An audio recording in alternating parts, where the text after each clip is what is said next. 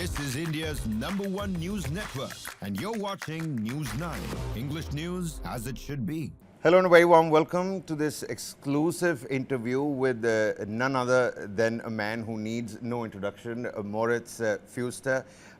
He's captained the German national side. He's a hockey player, and the accolades and the list of laurels really speak for themselves.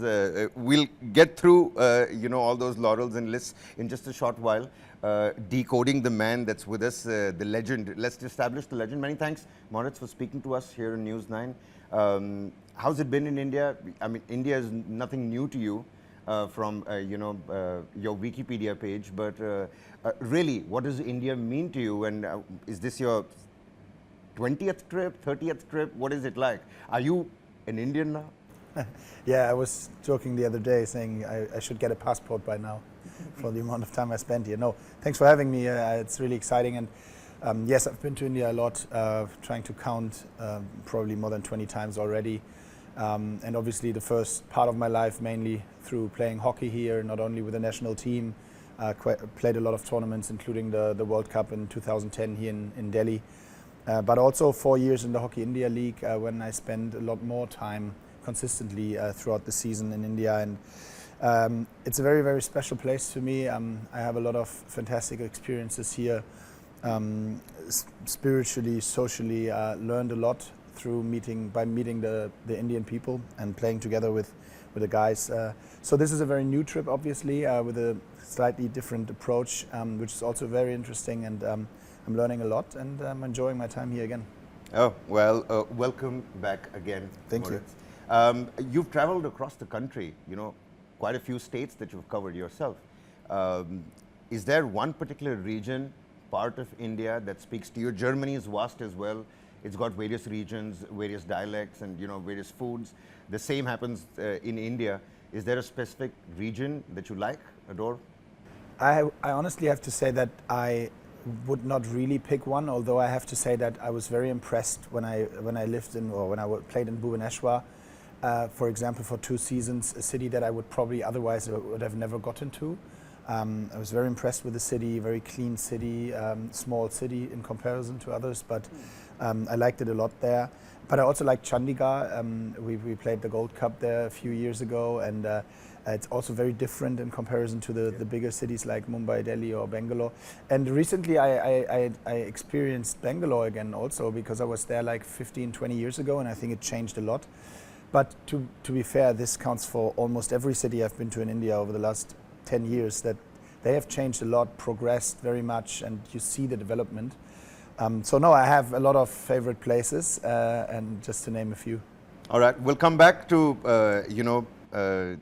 exactly how much of Indian delicacies is it that you like, and what are some favorite foods that you go for.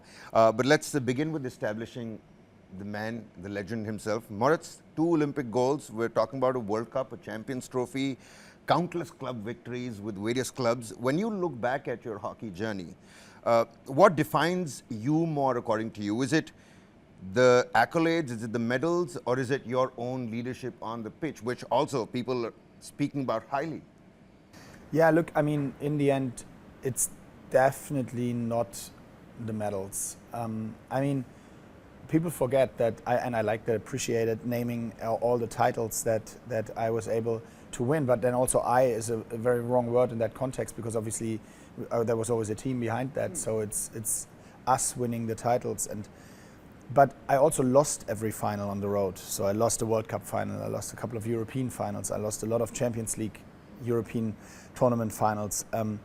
And I think the Olympics is the only final in the end that I never lost, therefore I lost the semi-final. So losing is such a big part of a professional career as well, and it's more about the process and what you're remembered for. And in the end, I have to admit that I kind of even prefer being remembered as the kind of player that I was than only being basically counted by the medals that we won.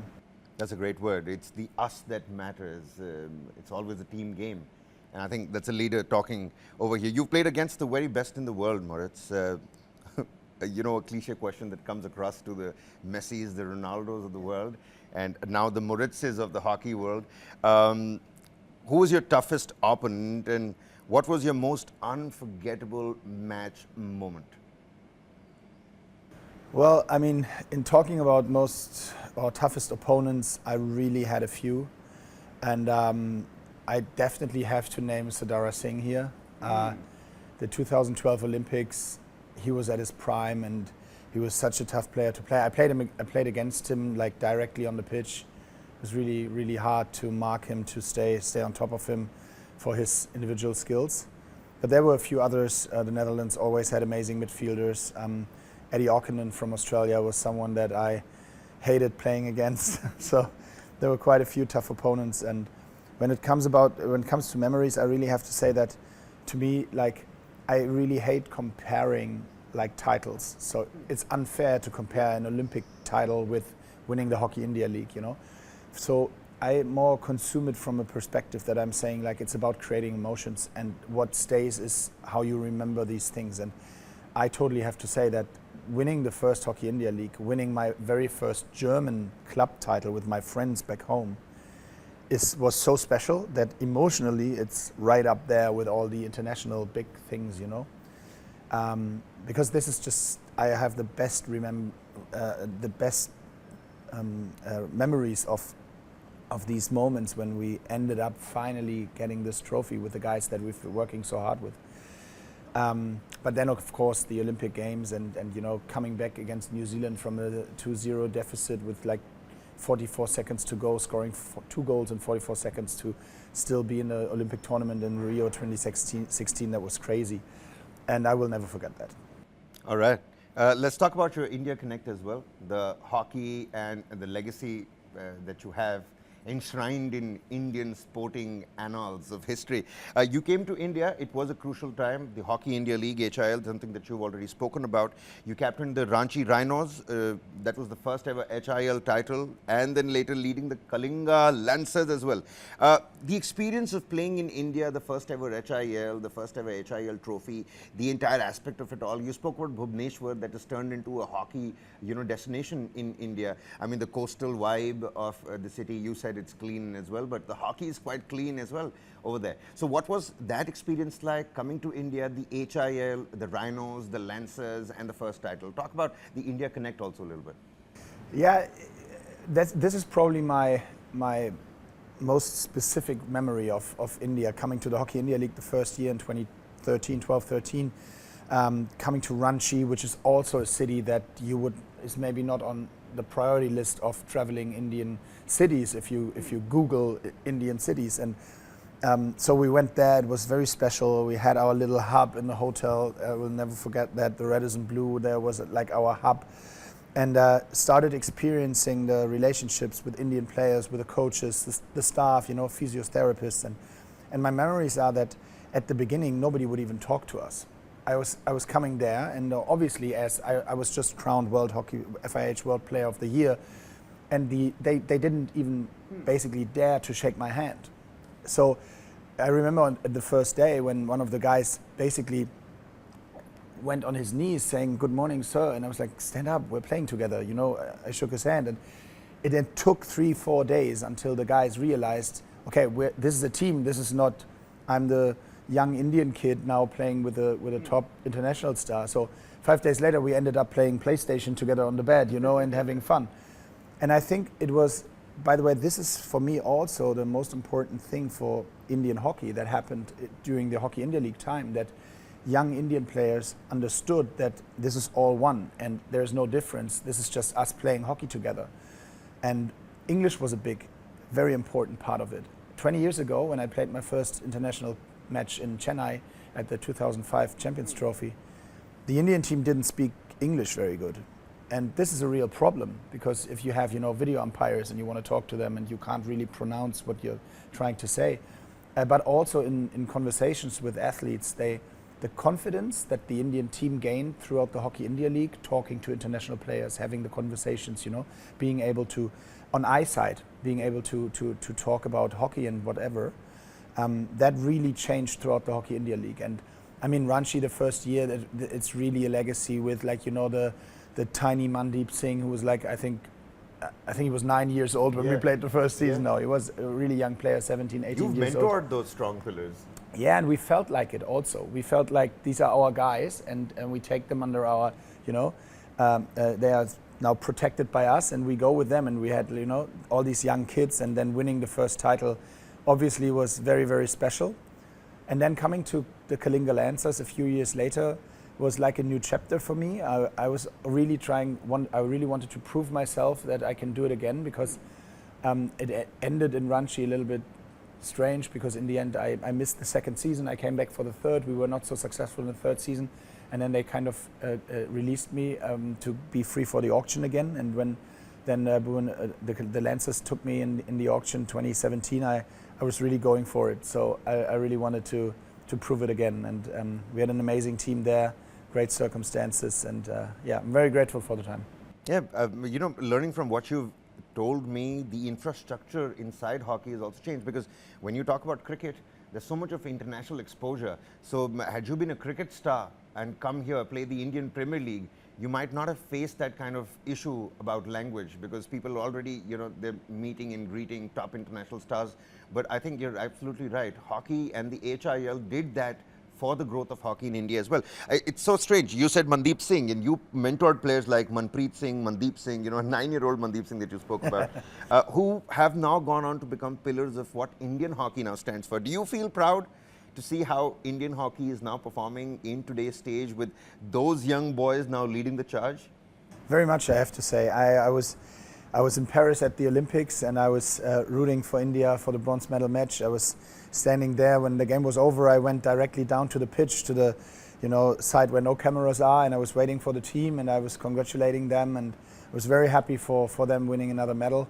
And yeah, Mandeep, Manpreet, this whole era of even Amit Rohidas, I played with him in Ranchi and in Kalinga for a very long time. And Lalit was a guy I really loved playing with up front. And also obviously the guys I didn't play with, but that are now leading the pack. It was a great time, and I call them friends, and I really like spending time with them, and always very happy to meet the guys again.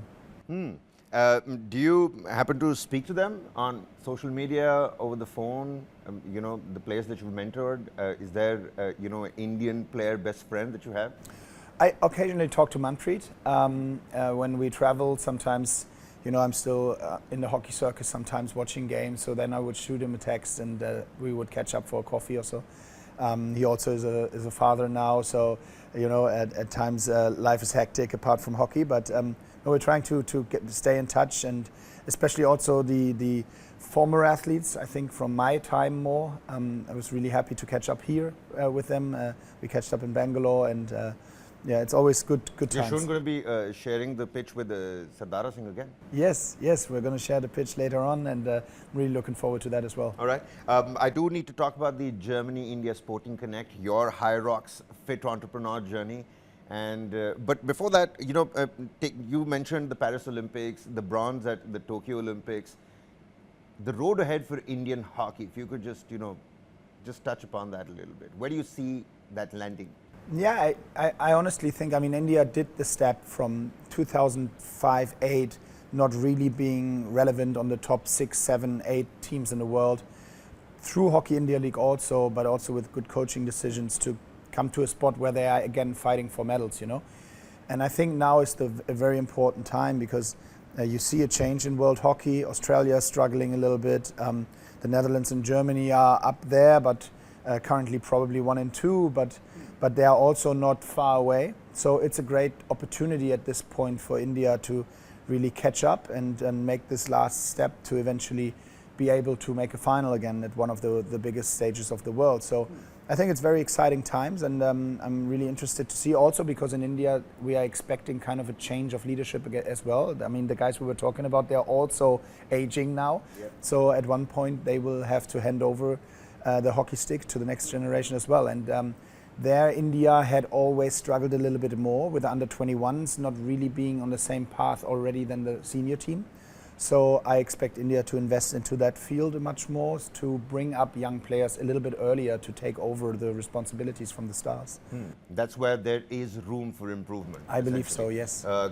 Culminating the grassroots pool and bank for you to pick up Correct. players, because that's not a problem when it comes to cricket. As a matter of fact, that's not even a problem when it comes to football these days, because football's played across the world, but the standards matter, but at least we have a grassroots level to pick up players from. Maybe that needs to change for hockey just a little bit. And I think the money is being spent in the right places, which is why places like Odisha, places like Bhubaneswar have turned out to be these hockey cities where tournaments are conducted every 4 years. The Germany-India Sporting Connect, which is why you're again here as well. Talk to us about that. As a German sporting icon who's played and won titles in India, led Indian clubs, what commonalities, what differences do you see between the sporting cultures of the two countries? Infrastructure is, of course, there. There's quite a yawning gap between what I've personally seen in Germany and what we get to see here in India. But the steps that have been taken, you've seen the Indian hockey journey over the last 20, 30 years. Yeah, look, I mean, we covered, I think, the most important parts of that already. And I think this is very comparable to, basically, you can say that about all sports. India has such a big potential. I mean, there's not only because there are so many people in this country, but also because obviously that should lead to a lot more specific skill levels in the certain sports. But how is that possible? Only by competing against the best in the world. So India has the problem, if you want to call it a problem, more maybe an opportunity, but right now it's the challenge that if you grow up in India doing sports, it's very difficult to compare yourself and train on the highest international level.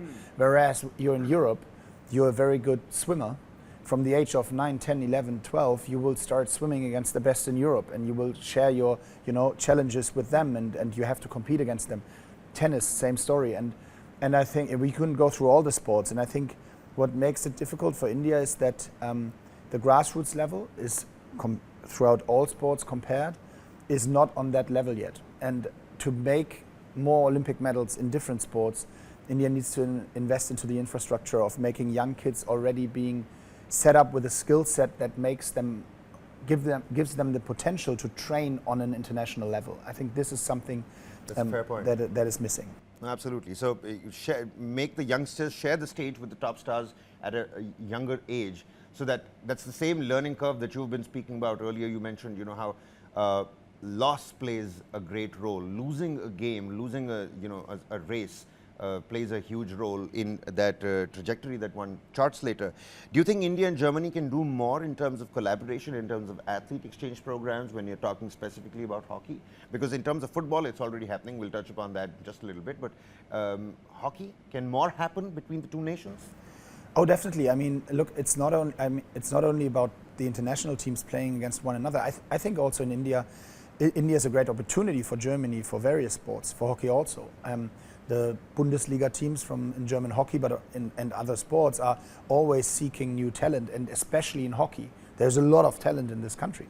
So exchange programs, working together with the local communities in regards to school, colleges, whatever, sending people over, scouting, all this has not really happened in hockey in the past. There's not so much money in hockey compared to other sports, but still, I think there are easy opportunities to also look for talent in this country when it comes to sports. And I think this has not been accelerated to the full extent over the last 10 years. All right, so maybe Moritz here can trailblaze another idea. Maybe you can spearhead this new exchange program for hockey athletes. Maybe that can be something in the pipeline. Due credit to me when it actually happens. Moritz, you're wearing the HYROX t-shirt.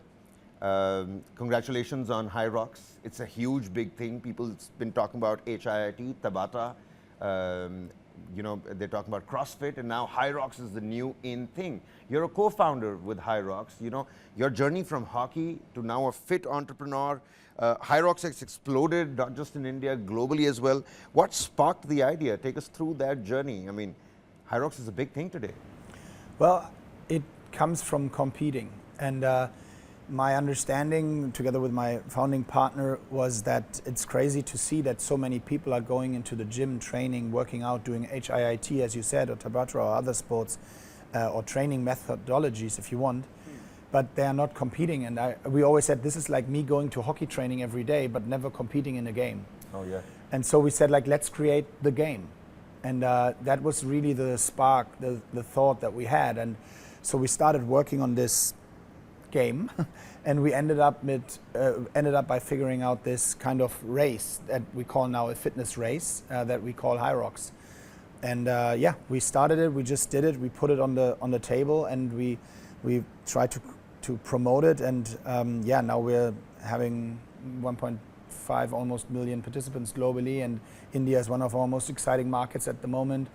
It's great to see that it fits very much the Indian landscape. We're doing the races indoors in big convention centers, so because sometimes it gets tricky to do sports outside here, yeah. especially endurance sports in certain areas. So we're indoors, we're in a facility, in circumstances that we can control, music, event, you know.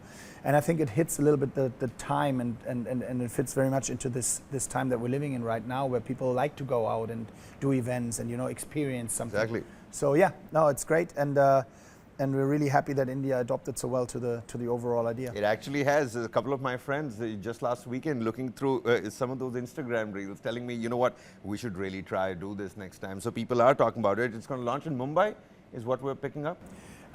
It was already launched. We had a couple of We're having another stint in Mumbai. And now this time. Mumbai is coming this Sunday. So yeah, if anyone wants to have a look, go there. It's going to be a great event. Yeah, are you going to be there? I'm not going to be there this Sunday, no. Oh, not on Sunday. But how do you personally balance, you know, this fit entrepreneurship journey? You're a hockey legend and now a fitness entrepreneur. Do these two identities complement each other, or is it a bit of a challenge? You've brought a new game to the system. Yeah, it's quite interesting. I mean, it's a good question. So it depends who you're talking to. For some people, I'm mainly still the hockey player, the former hockey player, and they might even not know what else I'm doing on the side. And then others in this HYROX fitness world, they only know me for that, for being the founder of HYROX. And when someone tells them that he also played hockey quite well in the past, they are surprised. So it's really won interesting. the World Cup. Yeah, won the Olympic gold twice. Yeah, so that's like always really interesting to see that, and I like it kind of, because, you know, I will never forget my hockey time. That was the most precious time that I had over like 30 years almost, you know. But now is the next chapter, and I really enjoy that as well. Well, let's hope that HYROX, the game that you've created, maybe we soon see it on the international level. Maybe it's an Olympic event later on. Let's see. Gold medal in HYROX. Well, that's not on the table for me, but at least I can hand it over. I'm sure something's itching inside you. You are going to give it a shot. That's true. All right. We were talking about the India-German collaboration. Let me just tell you that News9, our firm, we've you know, sort of given structure and rise to this talent hunt in India, where we handpick youngsters that can chart the future footballing journey for this country. We've already, you know, successfully concluded the first season of this, where we handpicked about 30 kids, 15 boys, 15 girls, from remote areas, and the talent process was a lengthy one, 50,000 registrations, and, you know, handpicking only 26 out of them. To take them, you know, once in a lifetime sort of an opportunity, exposure in the European standards. Season 2 is also going to happen very, very soon. What do you say about this? It's called the News9 Indian Tigers and Tigresses Talent Hunt. Throw some light on how good this initiative do you think is. Should more things like these come up? I mean, look, we talked about it. You basically are a step ahead of what I just said about developing the partnership between Germany and India, but also creating grassroots level for Indian sports. And I think it's a great initiative. Obviously, it's the sample size is a starting point, but I guess these are exactly the ways and the opportunities that India have in order to grow the talent pool and to give them the exposure of playing in Europe, playing against the guys on that international level maybe already. So I'm a big fan of that. I think India and Germany have amazing opportunities to work together in different areas of the entire field, not only sports, by the way. So it's really exciting to see that something like this happens, and that I didn't even know it was basically invented by you guys. So congrats on that. Oh, all right. Thank you so much. That word's going to go a long, long way. Just a couple of more questions before we wrap this up, Moritz. What keeps you motivated today? Is it competition? Is it fitness? Is it giving back to the sport? I mean, you've got all the fame and accolades that one could dream of. What keeps you motivated and going still today? I mean, you came up with HYROX. It's such a new thing, And I'm sure a couple of other things are also on the anvil and in that brain of yours. Yeah, I mean, for me, playing hockey was very simple because, you know, you have a plan that is made for you. You get up in the morning, you know what you're doing, you're training, you know the next tournament is coming up, you're preparing yourself for that. And when I finished my career, it took some time until I found this fire that to lit that fire in me again. And I think right now I'm burning. So I have a lot of fire and energy in me, and I just want to get it out there, and I want to enjoy myself. I want to enjoy my family. I spend time with them. So it's still a busy schedule, but it's new priorities, and I really just enjoy it. I mean, it's such a short time that we have on this planet, and it's really about making the best out of it. And I'm trying to do that and making great, you know, creating great relationships, creating memories, and yeah, that's what it is. Being a hockey player entails a lot of fitness. And I think that goes on for a lot of other sports as well. You're a well-built guy. You're still keeping yourself fit. Is there other sports that you dabbled in? I play a lot of tennis. Okay. I like that a lot. I do HYROX. I train for, now I'm over 40, so I'm getting into the plus 40 age categories. That might be a little bit easier for me to compete there. And I play a little bit of golf. So, so that's the sport. No football for you? My legs are not made for that, I think. But do you watch any football? Germany goes big on football. Yeah, look, football is by far the biggest sport in Germany, and of course I enjoy watching. I have my home team that I which one's that? Desperately support. Which one's that? It's Hamburg, the Hamburg. HSV. Yes, it's very suffering being a fan of Hamburg. Jurgen Klopp, I think, managed Hamburg back in the day? No, he was at Dortmund in Mainz. Dortmund. He was at Mainz before that. Yes, exactly. Hamburg. Yeah, Hamburg is we just got promoted back to the first division, so it's a... Well, congratulations. Yeah, thank you. Anyway, so now I'm following that. I'm following a lot of American football. That's my favorite sport to watch. Oh, wow. So yeah, I'm a sports nerd. I don't do much else than watching sports the whole day. All right. If you had to send one message to the young Indians watching this interview right now, the young Indian athletes that are on the cusp of making it big, what would that message be? All the cameras to you. Well, to be honest, I really think that it's all about resilience in regards to what are you chasing. And I think if you have this goal in your head, what you want to achieve, then really never give up. It's such a almost boring thing to say, but it's so true. Just fight for whatever you want to achieve, and because usually the road is the actual goal that you're trying to achieve in the end, and it can only make you better as a person and as an athlete. So stop chasing your dreams, and you will be successful. All right then, Moritz, many thanks for speaking to News9. I see you've got HYROX tattooed on your bicep as well. Is that a little flex move that you throw around? Yeah, that was a stupid idea, but in the end, it's great marketing. It's great marketing. Ladies and gentlemen, Moritz Fürste, many thanks for speaking to News9. I hope you have a lovely time in India this time around, and all the best for HYROX, and maybe we soon see HYROX, the game, as part of a big, institutionalized competition setup. Many thanks for speaking to us. Thanks you for having me.